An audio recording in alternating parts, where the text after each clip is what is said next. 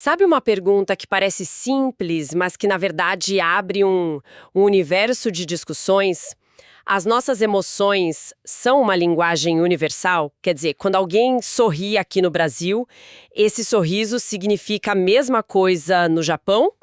Ou, sei lá, numa tribo isolada na Amazônia? Exato. Será que felicidade, raiva, tristeza são expressas do mesmo jeitinho em todo mundo? E esse é o ponto de partida da nossa conversa de hoje. A gente vai mergulhar a fundo no desenvolvimento emocional e no temperamento. O material que a gente analisou explora umas áreas bem fascinantes, as nossas diferenças de temperamento desde o berço, sabe? E também como a gente reage, como a gente regula as emoções e, claro, como desenvolvemos a empatia. Exatamente. E a nossa missão aqui hoje é tentar separar duas coisas que a gente confunde muito no dia a dia: emoção e temperamento. A gente vai tentar entender se essas expressões emocionais nascem com a gente mesmo, sabe? Se são inatas. E o mais importante, eu acho, é como o contexto, a cultura onde uma criança cresce, muda completamente a nossa visão do que é um comportamento normal ou difícil. Ok, vamos desvendar isso então. E para começar, acho que a gente tem que falar de um estudo que é um clássico, né? Quase uma lenda na psicologia, o do Paul Ekman. Sim, fundamental. A pergunta dele era exatamente essa. As nossas vidas emocionais são parecidas, mesmo em culturas super diferentes? E na primeira parte do estudo, a equipe dele mostrou fotos, certo? De expressões faciais para pessoas em vários países. Vários países, culturas distintas. E a tarefa era bem simples: olhar para as fotos e dizer: isso é raiva, isso é tristeza, isso é nojo, felicidade, o básico. E o que é fascinante aqui é o resultado. A concordância foi altíssima. Pessoas nos Estados Unidos, no Japão, aqui no Brasil, lugares com vivências completamente diferentes, olhavam para uma foto e a grande maioria dizia: isso é raiva. Todos concordavam. Sim, olhavam para outra e concordavam: isso é felicidade. Foi um apoio muito, mas muito forte para a ideia de que existe algo de universal na forma como a gente expressa e entende as emoções mais básicas. Certo, isso já é bem interessante. Mas aí é que a coisa fica realmente espetacular. Porque o Ekman pensou: ok, mas todas essas culturas, de um jeito ou de outro, têm contato entre si, né? Pela mídia, por filmes, TV. Exato. E se essa linguagem corporal for, na verdade, aprendida? Aí ele foi para Nova Guiné. O teste de fogo. Totalmente. Ele encontrou um grupo que, na época, nunca tinha tido contato com o mundo exterior. Sem filmes, sem revistas, sem turistas. Isolados. A cobaia perfeita para testar se as expressões já vinham de fábrica, por assim dizer. E aí a metodologia teve que ser diferente. Claro, em vez de mostrar fotos, ele pedia para eles encenarem com o rosto certas situações. E as situações eram ótimas, coisas como: mostre sua cara se um amigo querido viesse te visitar. Para felicidade, claro. Sim. Ou, num tom bem mais pesado, se o seu filho tivesse morrido, para tristeza. Tinha também se você estivesse prestes a brigar. Para raiva. E a minha favorita de todas: se você tivesse pisado num porco morto fedorento. Essa é ótima. Não dá para ser mais específico que isso. É uma imagem mental bem poderosa. Totalmente. E o resultado? Qual foi o grande achado? Bom, o resultado foi o que consolidou a teoria dele. As expressões que eles fizeram para cada uma dessas situações foram gravadas e depois mostradas para pessoas em outras partes do mundo. E elas foram perfeitamente reconhecidas. A cara de nojo ao pisar no porco imaginário era universalmente entendida como nojo. Ninguém confundiu com alegria, por exemplo. Ninguém. Isso reforçou muito a evidência de que essas emoções básicas são, parte do nosso hardware biológico. E a gente vê isso nos bebês, né? Um bebê não precisa aprender a fazer cara de nojo quando prova limão pela primeira vez. Ele simplesmente faz. É automático. Eles sorriem, choram de frustração. Essas expressões básicas parecem estar com a gente desde o início. Mas, claro, todos nós conhecemos pessoas que parecem ser naturalmente mais sorridentes ou mais irritadiças no geral. E aí já não estamos falando de uma emoção de momento. Aí, a gente está falando de algo mais profundo. Exato. É essa a distinção fundamental, certo? Emoção é o clima, que muda toda hora, Boa analogia. e o temperamento é a estação do ano, algo muito mais estável, mais duradouro. Exatamente isso. Emoções são reações passageiras. Acontece algo, você reage. Temperamento é a sua predisposição, a sua tendência de reagir de uma certa maneira. E muitos pesquisadores acreditam que essa predisposição é, em grande parte, inata. Já dá para ver nos primeiros meses de vida. E tem um nome técnico para uma dessas tendências que a fonte menciona, a tal da inibição comportamental alta, né? O que é isso exatamente? É a tendência de uma criança a sentir muita angústia e se retrair em situações novas ou com pessoas estranhas. Não é só uma timidez passageira, é um padrão consistente. Entendi. Sabe aquela criança que, ao chegar numa festinha, se esconde atrás da perna dos pais e leva muito tempo para se soltar, enquanto outra já sai correndo para brincar? Essa primeira criança provavelmente tem um nível mais alto de inibição comportamental. É parte do temperamento dela. Entendi. E essa ideia de observar padrões consistentes desde cedo nos leva direto ao trabalho de dois pioneiros, né? Thomas e Chess. Pelo que eu entendi do material, eles foram os primeiros a levar isso a sério, a observar e categorizar sistematicamente essas diferenças nos bebês. Sim, eles revolucionaram a área. Antes deles, a visão era muito mais simplista. Com eles, a gente passou a ter uma estrutura para entender essas variações.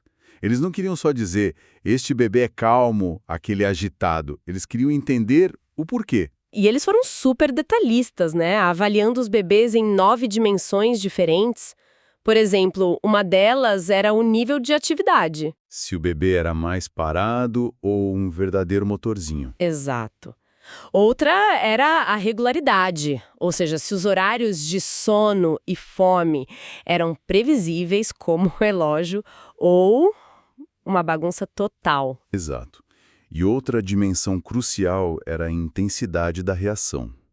2 bebês podem ficar frustrados porque não alcançam um brinquedo, mas um pode resmungar baixinho. Enquanto o outro abre um berro que parece que o mundo vai acabar. Exatamente. Essa diferença de intensidade é parte do temperamento, não só da emoção do momento. E tem também a adaptabilidade. O quão fácil ou difícil é para o bebê se ajustar a uma nova rotina, como começar na creche. Certo. Então, a partir dessas 9 dimensões, eles começaram a ver que certos traços apareciam juntos com frequência, formando tipos de perfis, é isso? Perfeitamente. Eles pegaram todos esses dados e identificaram padrões. O mais comum, que englobava cerca de 40% dos bebês que eles estudaram, eles chamaram de bebês fáceis. Imagino que seja o bebê de comercial de fralda, né? Sorridente, dorme bem, não chora muito com visitas, come de tudo. É exatamente essa a ideia. Humor geralmente positivo, rotinas previsíveis, boa adaptação a novidades. E no outro extremo? Claro, estavam os bebês difíceis, cerca de 10% da amostra. Esses eram o oposto. Humor mais negativo, rotinas irregulares, demoravam muito para se adaptar e, o ponto-chave, reagiam às frustrações com uma intensidade emocional altíssima. E entre esses dois extremos, tinha mais algum grupo? Tinha um terceiro grupo importante, os bebês lentos para adaptar, uns 15%. Eles não eram tão intensos quanto os difíceis. A reação deles era mais baixa, mas eles também demoravam a se ajustar e tendiam a se afastar de situações novas com um nível de atividade geral mais baixo. E o resto? O resto, a maioria dos que sobraram, eles classificaram como bebês comuns, uma mistura que não se encaixava perfeitamente em nenhum dos outros 3 perfis. Ok, então eles identificaram esses perfis, mas a parte mais impressionante do trabalho deles, pelo que a fonte indica, foi o que eles fizeram depois. Eles não pararam quando os bebês cresceram. De jeito nenhum, e é isso que torna o estudo deles tão marcante. Eles conduziram um dos estudos longitudinais mais famosos da psicologia, acompanhando essas crianças por décadas, até a vida adulta. E a grande pergunta é: isso importa? Aquele bebê difícil necessariamente vira um adulto difícil? Ou essa tendência se perde no caminho? Essa foi a descoberta revolucionária deles. Importa e muito. Eles descobriram que o temperamento na infância era um forte preditor de traços de personalidade na vida adulta. Uau! Eles conseguiram traçar conexões com os 5 grandes traços de personalidade que a psicologia usa hoje: extroversão, amabilidade, neuroticismo, abertura a experiências e conscienciosidade. O padrão de reação do berço tinha ecos duradouros. E pesquisas mais recentes, elas confirmaram isso? Sim, e com ainda mais detalhes. Uma pesquisadora chamada Mary Rothbard, por exemplo, confirmou e aprofundou essas conexões.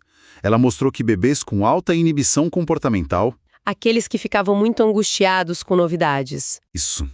Eles tendiam a se tornar adultos menos extrovertidos e menos abertos a novas experiências.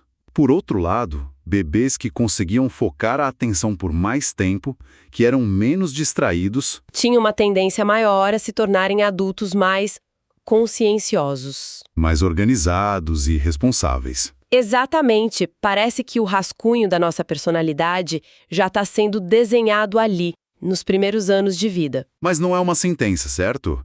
Não é como se um bebê difícil estivesse fadado a ter uma vida mais complicada. E aqui a gente entra num conceito que para mim foi a parte mais reveladora do material: o modelo de ajuste.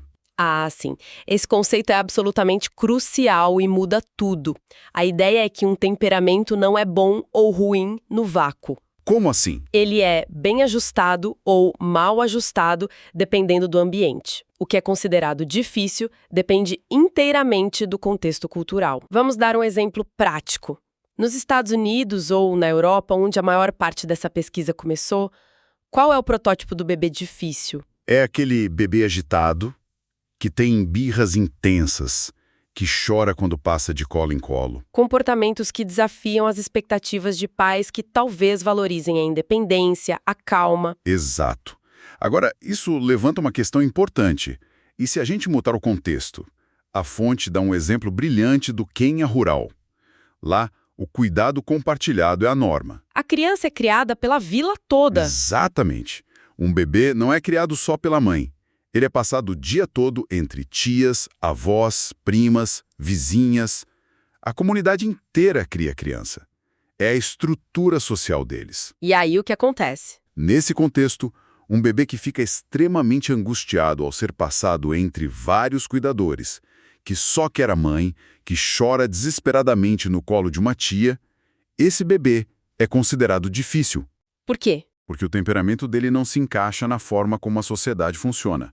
O comportamento dele atrapalha a dinâmica social. Uau! E esse mesmo comportamento aqui no Ocidente? Aqui, os pais poderiam até sentir orgulho. Eles pensariam: nossa, o nosso vínculo é tão forte, ele só se sente seguro comigo. O mesmo comportamento, a mesma reação do bebê. Mas as interpretações são completamente opostas. Tudo por causa do modelo de ajuste cultural. O que é adaptativo num lugar é problemático no outro. A fonte dá outro exemplo ótimo sobre horários. Sim, o da regularidade. Lembra que uma das 9 dimensões de Thomas e Chess era a previsibilidade dos horários de comer e dormir? Lembro. Numa cultura super orientada por horários, como muitas culturas ocidentais, ter um bebê previsível é uma bênção. É um bebê fácil, você consegue planejar seu dia. Com certeza. Mas a fonte cita o exemplo da Índia rural, onde a vida é muito mais fluida, menos presa ao relógio. Lá, um bebê ser menos previsível não é visto como um problema. A irregularidade dele se encaixa na irregularidade da cultura. Não há um traço difícil. Isso coloca tudo em perspectiva. Então, se o desenvolvimento é essa dança entre a predisposição da criança e o ambiente que a cerca, o que os cuidadores podem fazer para facilitar essa dança? Que fatores, segundo o material, ajudam a promover um desenvolvimento emocional saudável? A fonte destaca alguns pontos-chave do lado dos cuidadores. Um dos mais poderosos é o uso da linguagem emocional. Nomear os sentimentos. Isso. Pais que, em vez de dizer apenas "para de chorar", dizem "eu vejo que você está frustrado porque a torre de blocos caiu" ou "você está com raiva porque sua irmã pegou seu brinquedo". E por que isso é tão importante? Porque ajuda a criança a construir um mapa do seu próprio mundo interno. Ela começa a entender e a rotular o que está sentindo, que é o primeiro passo para aprender a gerenciar essas emoções.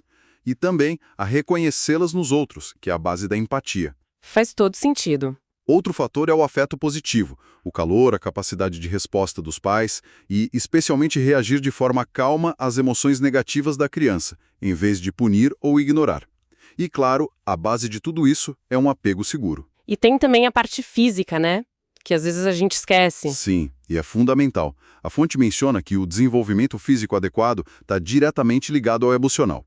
O exemplo dado é que, em condições de desnutrição ou negligência severa, os bebês muitas vezes se tornam apáticos, letárgicos. Com baixíssimos níveis de emoções positivas. Exato. Não dá para separar.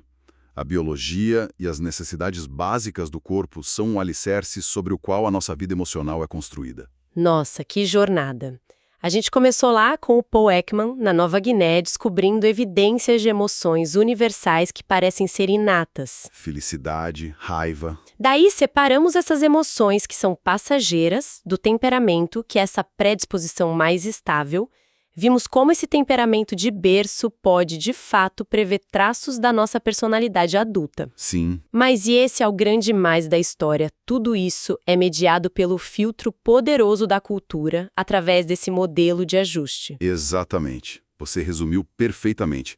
E, para deixar uma reflexão final, o material mostra de forma muito clara como o que a gente julga ser difícil ou fácil num bebê depende totalmente das lentes da nossa cultura. Totalmente. E isso me faz pensar, quantas das nossas reações e julgamentos sobre o comportamento de uma criança ou até de um adulto são realmente sobre a pessoa e quantas são sobre as expectativas não ditas da nossa própria cultura? Uma ótima pergunta. E o que aconteceria se a gente aplicasse conscientemente esse modelo de ajuste a outras áreas da vida?